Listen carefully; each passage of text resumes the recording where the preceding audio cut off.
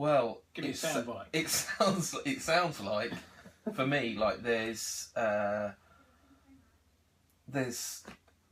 versus at all. It's not soundbite versus substance. Getting the balance right. It's getting the balance right. Are the worst offenders at reinventing stuff. Yeah, so I'd go with that. I want to talk to you about reinventing really obvious things. Okay. So, for example, and we're going to do something else after this. So, for example, reinventing things, let's talk very quickly about emotional marketing. Yeah, okay.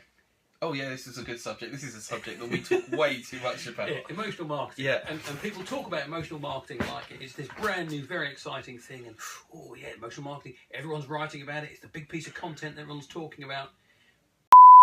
Have you ever thought that marketing wasn't actually acting and behaving emotionally for the last... Well, since it was ever invented, the whole idea of selling things to people is actually about making people want to buy things and influencing. So Google actually tested something like 51 shades of the colour blue to work out how clickable the link would be. So the search engine blue that you see in Google has been tested in 51 different types of colour blue to work out which one they can get to be more clickable than another one.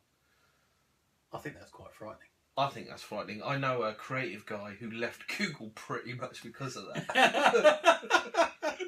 It's like, this has just gone to, you know, nth level of insane. What about the Internet of Things? Because I think that's a bunch of arse. Really? Yeah, the Internet of Things. It's just what? So the Internet of Things is just, it's the Internet. It's everything. It's stuff. Why do you have to the Internet of Things? Yeah, well, that's all of a sudden you've created another bit of bloody mystery about something that's just the web. What bunch of arse is that? It is essentially just... I mean, it's essentially connecting things to the internet. Yeah, right. Which is exactly what you just said. Yeah. So the Internet of Things kind of makes sense as stuff on the internet. Yeah. Right. Yeah. But it's shrouded with this mystery. It is. Right, okay. So that goes into a bunch of arse pot. Yeah. Marketing bunch of arse pot. The problem with the Internet of Things is marketers have got no right being anywhere near it. Honestly, this stuff is for product developers. That's where this stuff lies. This is like people thinking about users' experiences, and I'm not talking about user experience. I'm talking about creating things that are useful for people. Right. What does it say? Driven. Okay. Shuffle, shuffle, shuffle. Agile. Driven, agile. Agile. See, that's nearly bingo. We talk about a lot of stuff. That is. We've got agile and we've got. So how can agility maybe drive something? Driven you. Okay, so 60 seconds. 60 seconds we're going to do. Okay, this has to be based around, I don't know, agility and marketing. Go. Okay, well, I think like one of the things that's definitely happened because of social media is we've moved into a more agile environment where it's not just about one big brand communication that goes out and you don't change it. You have to think about changing it over a period of time, and that could be real time, that could be by the hour, by the week, by the month. But we need to think about changing things and being more agile in the way we do things, and that can even come down to budgeting. Well, we all know 30 seconds. Thank you. Well, we all know we have set budgets to work with.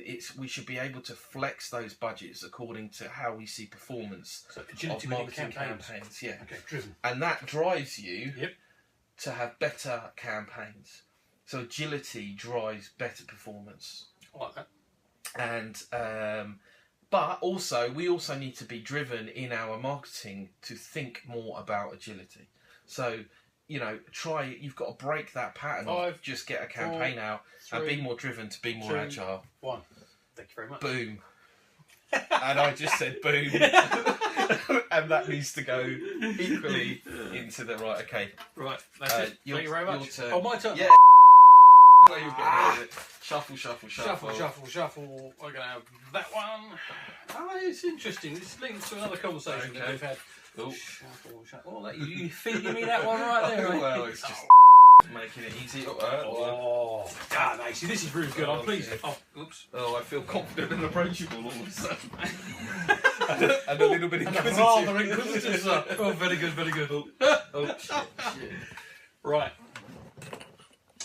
Okay, so the two cards I've got are courageous Oh yes. and colourful. Oh We've had a conversation about colourful. yes. And I think I'm going to start with courageous. And this is very interesting. So we're going to do 60 seconds and we're going to start. Yeah, I've got it. You Go got it? now. Yeah. Go now, right? Okay. Courageous. Now, this is really important. This is about being courageous in our approach to things. Now, quite often clients come to us and ask for some. Yeah, don't give me the same old stuff. I want to be different. I want to get out there. I want to do something really exciting.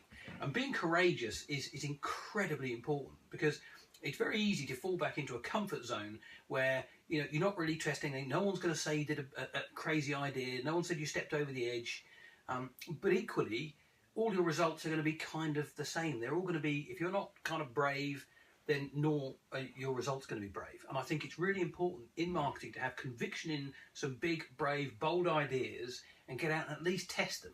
And I think there's some real room for more people to be more courageous in what they do for marketing, both in their ideas and in their planning and in their media and all that kind of stuff. You got Colourful. Right. I've got, how long have I got? You've got 20 seconds. 20 seconds. Colourful. I guess that kind of goes a little bit with courageous. It's about standing out. And it's not literally using colourful. It's about being colourful. People are colourful. They're colourful in the way they talk, in the way they dress, in the way they behave. And I think sometimes we're guilty of being a little bit grey. So I think we should be as colourful as our audience are. And thank you and good night. What if our audience are grey? Then 50 Shades of Grey. Right. Okay. Yeah. There you go. Yeah. Well, that's fairly colourful.